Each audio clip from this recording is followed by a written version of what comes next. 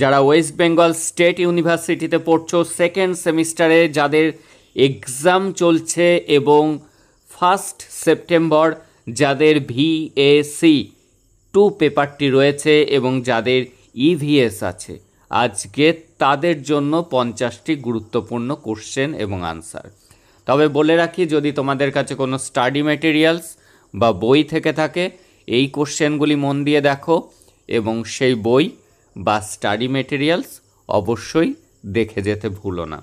আমি চেষ্টা করেছি সব থেকে গুরুত্বপূর্ণ 50টি কোশ্চেন কালেক্ট করে তোমাদের সামনে উপস্থাপন করছি।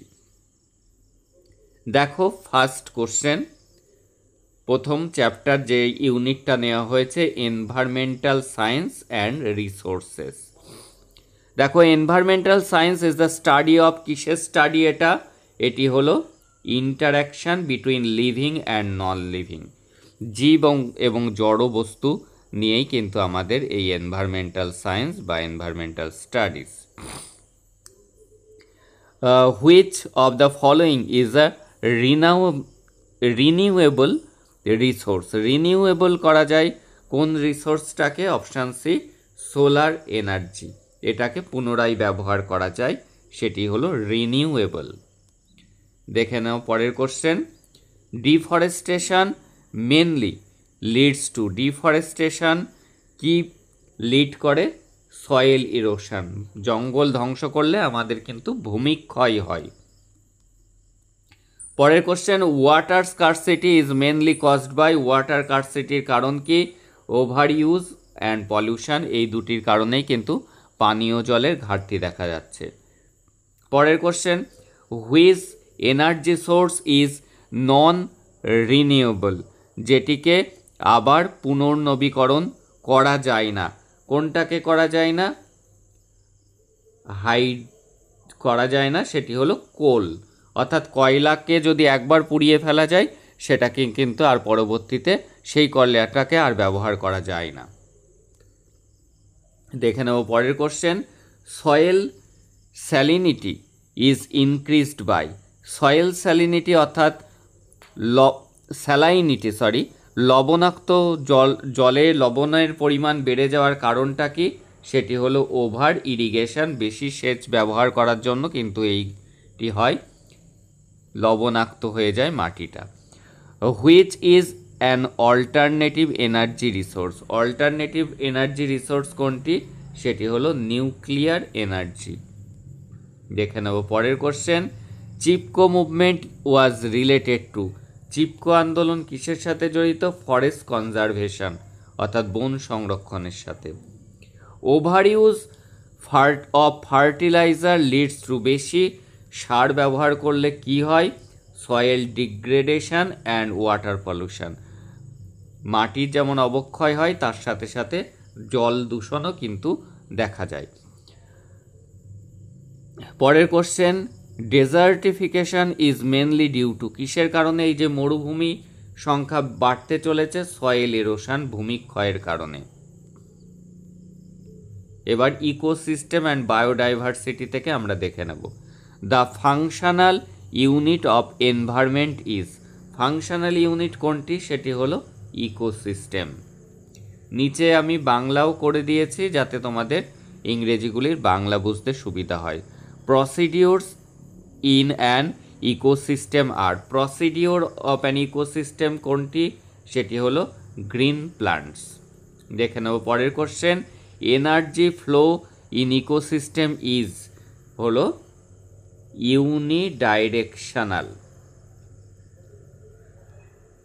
দেখে নেব পরের কোশ্চেন, এক্সাম্পল অফ ফুড চেন অর্থাৎ খাদ্য খাদক, এই বিষয়টি আমরা দেখে নেব। খাদ্য শৃঙ্খল, প্রথমে ঘাস, তারপরে সেটি ডিয়ার খাচ্ছে, তারপরে ডিয়ারকে আবার খাচ্ছে টাইগার, এটি কিন্তু খাদ্য শৃঙ্খল। উৎপাদক, তারপরে খাদক আসছে। ডিকম্পোজার আর, ডিকম্পোজার কি? যেটা পচনকারী, সেটি কি? Bacteria and fungi. পরের কোশ্চেন দেখব, which pyramid is always upright, কোন পিরামিড সবসময় সোজা? সেটি হলো এনার্জি পিরামিড। দেখে নেব পরের কোশ্চেন আমরা।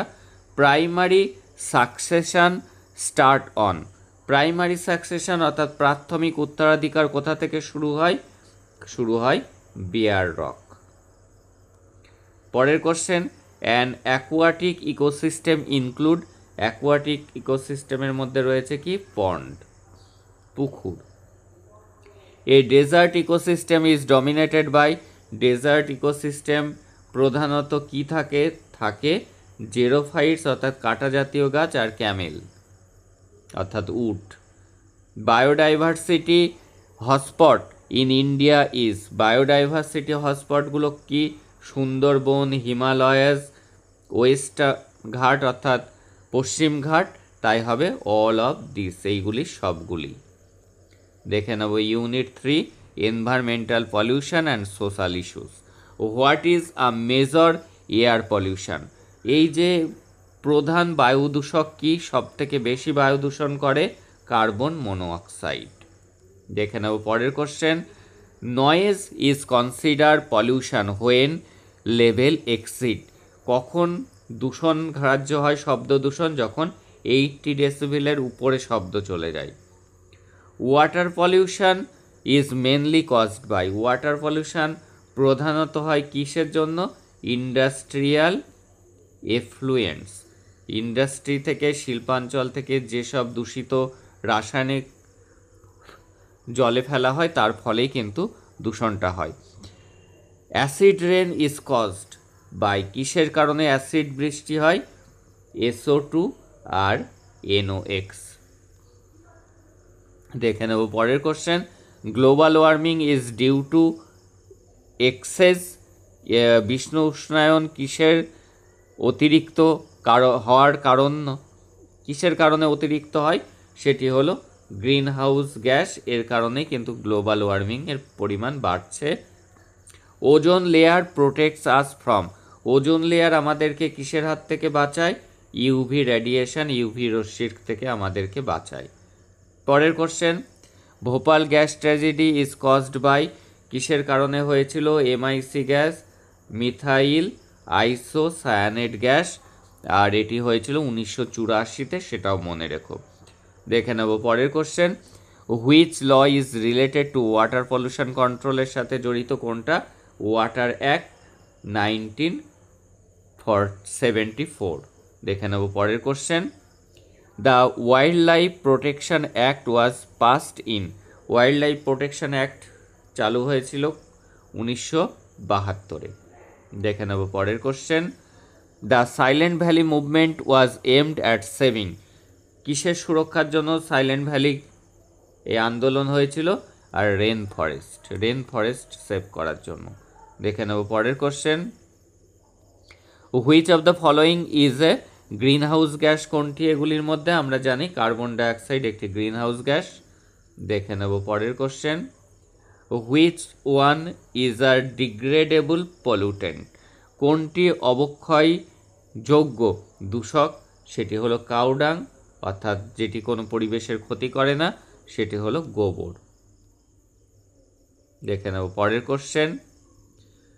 যে Minamata disease was caused by. Minamata disease কি কারণে হয়? সেটি হয় মার্কারি পলিউশনের জন্য, পারদ দূষণের জন্য। দেখে নেব পরের question. Which of the following is an example of waterborne disease? Waterborne disease জলবাহিত রোগের উদাহরণ কোনটি? সেটি হলো আমরা সকলেই জানি কলেরা। দেখে নেব পরের কোশ্চেন। ফটোকেমিক্যাল স্মোক কথার অর্থ ধোঁয়াশা ইজ ফ্রম মেনলি বাই। কী কারণে এই ধোঁয়াশাটা হয়? NOx এবং হাইড্রোকার্বনস, এর কারণেই কিন্তু ধোঁয়াশা তৈরি হয়। Which of the following is a non degradable West? কোনটি জৈব অবক্ষয়যুক্ত নয়? নন ডিগ্রেডেবল সেটি হলো পলিথিন, এটি কিন্তু মাটির সাথে মেশে না। দেখে নেব পরের question. Which gas is responsible for ozone depletion? এই যে ওজোন গ্যাস ধ্বংসের জন্য দায়ী কোনটি? কোনটি? সেটি হলো CFCS। দেখে নেব পরের কোশ্চেন। CFCর ফুল ফর্মটি মনে রাখো, chlorofluorocarbon. World environment day is celebrated. World environment day হলো 5th জুন। দেখে নেব পরের question. Which country first stated Chipko movement? Chipko আন্দোলন প্রথম কোথায় হয়েছিল? হয়েছিল যে দেশে, সেই দেশের নাম ইন্ডিয়া। ইন্ডিয়ার উত্তরপ্রদেশের গাড়োয়াল হিমালয়ে কিন্তু এই আন্দোলন হয়েছিল। দেখে নেব পরের question. Which of the following is an in situ method of biodiversity conservation? অর্থাৎ জীববৈচিত্র্য সংরক্ষণে ইনসিটু পদ্ধতি কোনটি? সেটি হলো ন্যাশনাল পার্ক। দেখে নেব পরের question. The major source of indoor air pollution in rural areas is? গ্রামীণ এলাকায় ঘরের ভেতরে প্রধান বায়ু দূষণ কোন কারণে হয়? সেই কারণটি হলো বার্নিং উডস অ্যান্ড কাউডাং। কাঠ এবং ঘুঁটে জ্বালানোর জন্য কিন্তু বাড়ির মধ্যে বা ঘরের মধ্যে কিন্তু বায়ু দূষণ হয়। দেখে নেব পরের question. Which ecosystem has the highest productivity? কোন ইকোসিস্টেম সবচেয়ে বেশি উৎপাদনশীলতা দেখা যায় কোন ইকোসিস্টেমে? সেটি হলো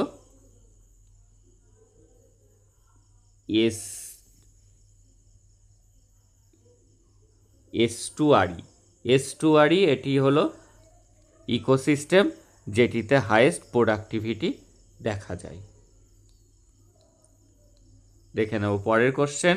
which of the following is an endangered animal in India? Endangered animal in India কোনটি?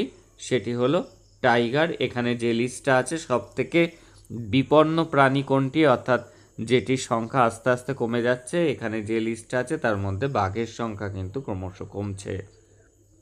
Sustainable development means? Sustainable development মানে সার্বিক development using resources without harming future generation.